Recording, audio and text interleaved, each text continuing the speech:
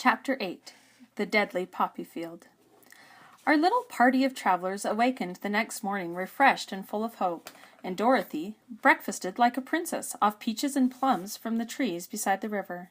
Behind them was the dark forest they had passed safely through, although they had suffered many discouragements.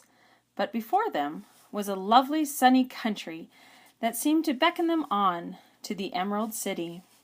To be sure, the broad river now cut them off from this beautiful land, but the raft was nearly done, and after the Tin Woodman cut a few more logs and fastened them together with wooden pins, they were ready to start. Dorothy sat down in the middle of the raft and held Toto in her arms.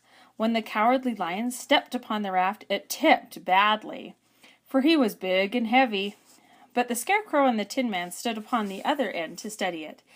They had long poles in their hands to push the raft through the water. They got along quite well at first, but when they reached the middle of the river, the swift current swept the raft downstream, farther and farther away from the road of yellow brick, and the water grew so deep that the long poles would not touch the bottom. "This was bad," said the Tin Woodman, "for if we cannot get to land, we shall be carried into the country of the Wicked Witch of the West, and she will enchant us and make us her slaves." "And then I should get no brains," said the Scarecrow. "And I should get no courage," said the Cowardly Lion. "And I should get no heart," said the Tin Woodman. "And I should never get back to Kansas," said Dorothy. "We must certainly get to the Emerald City if we can," the Scarecrow continued. He pushed so hard on his long pole that it stuck fast in the mud at the bottom of the river, and before he could pull it out again or let go, the raft was swept away, and the poor Scarecrow was left clinging to the pole in the middle of the river. "Goodbye," he called after them, and they were very sorry to leave him indeed. The Tin Woodman began to cry, but fortunately remembered that he must rest, and so dried his tears on Dorothy's apron. Of course this was a bad thing for Scarecrow. "I am now worse off than when I first met Dorothy," he thought. "Then I was stuck on a pole in a cornfield, where I could make believe scare the crows, at any rate. But surely there was no use for a Scarecrow stuck on a pole in the middle of the river. I am afraid I shall never have any brains at all." Down the river the raft floated, and poor Scarecrow was left far behind. The Lion said, "Something must be done to save us. I think I can swim to shore and pull the raft after me, if you will only hold fast to the tip of my tail." So he sprang into the water, and the Tin Man caught fast hold of his tail, where the Lion began to swim with all his might toward the shore. It was hard work, although he was so big, but by and by they were drawn out of the current, and then Dorothy took Tin Man's long pole and helped push the raft along to the land. They were all tired out, and when they reached the shore at last and stepped off upon the pretty green grass, they also knew that the stream had carried them long way past the road of yellow brick that led to the Emerald City. "What shall we do now?" asked the Tin Woodman, as the Lion lay down on the grass to let the sun dry him. "We must get back to the road in the same way," said Dorothy. "The best plan will be to walk along the river until we come to the road again," remarked the Lion. So when they were rested, Dorothy picked up her basket, and they started along the grassy bank to the road from which the river had carried them. It was lovely country, with plenty of flowers and fruit trees and sunshine to cheer them. They had not felt so sorry for the poor Scarecrow. If they had not felt so sorry for the poor Scarecrow, they could have been very happy. They walked along as fast as they could, Dorothy only stopping once to pick a beautiful flower, and after a time the Tin Woodman cried, "Look!" Then they all looked at the river and saw the Scarecrow perched upon his pole in the middle of the water, looking very lonely and sad. "What can we do to save him?" asked Dorothy. The Lion and the Woodman both shook their heads, for they did not know. So they sat down upon the bank with gaze wistfully at the Scarecrow until a stork flew by, which, seeing them, stopped to rest at the water's edge. "Who are you, and where are you going?" asked the stork. I am Dorothy, answered the girl, and these are my friends, the Tin Woodman and the Cowardly Lion, and we are going to the Emerald City. This isn't the road, said the stork, as she twisted her long neck and looked sharply at the queer party. I know it, returned Dorothy, but we have lost Scarecrow, and we are wondering how we shall get him again. Where is he? Asked the stork. Over there, in the river, answered the girl. If he wasn't so big and heavy, I would get him for you, remarked the stork. He isn't heavy a bit, said Dorothy eagerly, for he is stuffed with straw. And if you would bring him back, we shall thank you ever, ever so much. Well, I'll try, said the stork. But if I find he is too heavy to carry, I shall have to drop him in the river again.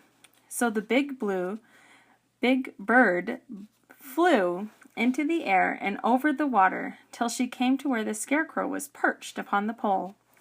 Then the stork with her great claws grabbed the Scarecrow by the arm, carried him up into the air, and back to the bank, where Dorothy and Lion and the Tin Woodman and Toto were sitting. When Scarecrow found himself among his friends, he was so happy that he hugged them all, even the Lion and Toto. As they walked along, he sang, "Toldy, Rideo." At every step he felt so gay. I was afraid I should have stayed in the river forever, he said, but that kind stork saved me, and if I ever get any brains, I shall find the stork again and do some kindness in return. That's all right, said the stork, who was flying along beside them. I always like to help anyone in trouble, but I must go now, for my babies are waiting in the nest for me. I hope you find the Emerald City, and that Oz will help you. Thank you, replied Dorothy, and then the kind stork flew into the air and was soon out of sight.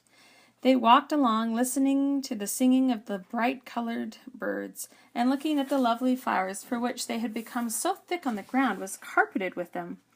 They were big and yellow and white and blue and purple blossoms, great clusters of scarlet poppies, which were so brilliant in color they almost dazzled Dorothy's eyes. Aren't they beautiful? The girl asked as she breathed in the spicy scent of the flowers. I suppose so, answered the Scarecrow. When I have any brains, I should probably like them better. If only I had a heart, I should love them, added Tin Woodman. I always did like flowers, said Lion. They seem so helpless and frail, but there are none in the forest so bright as these. And they now came upon more and more of the big scarlet poppies and fewer of the other flowers, and soon they found themselves in the midst of the great meadow of poppies. Now, it is well known that when there are many of these flowers together, their odor is so powerful that anyone who breathes it falls asleep. And if the sleeper is not carried away from the scent of the flowers, he sleeps on and on forever. But Dorothy did not know this, nor could she get away from the bright red flowers that were everywhere about. So presently her eyes grew heavy, and she felt she must sit down and rest and sleep. But the Tin Woodman would not let her do this. We must hurry and get back to the yellow brick road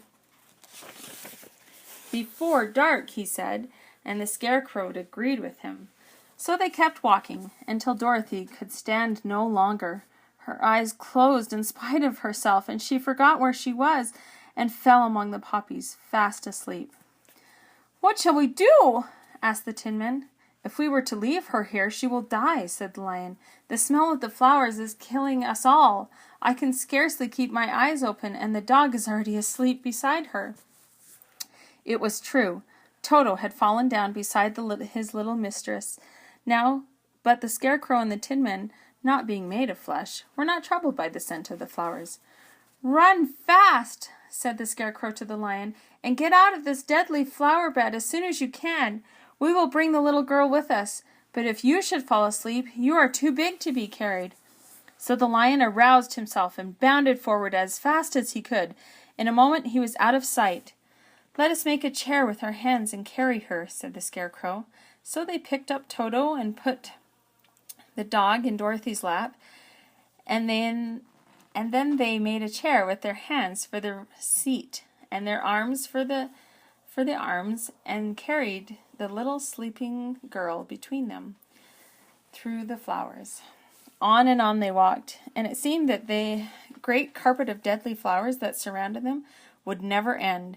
They followed the bend in the river at last they came upon their friend the lion, lying fast asleep among the poppies.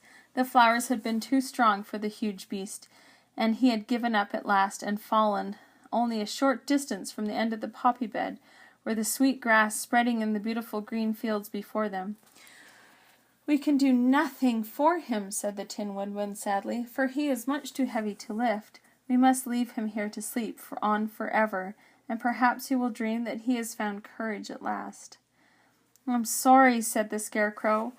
"The lion was very good comrade for one so cowardly, but let us go on."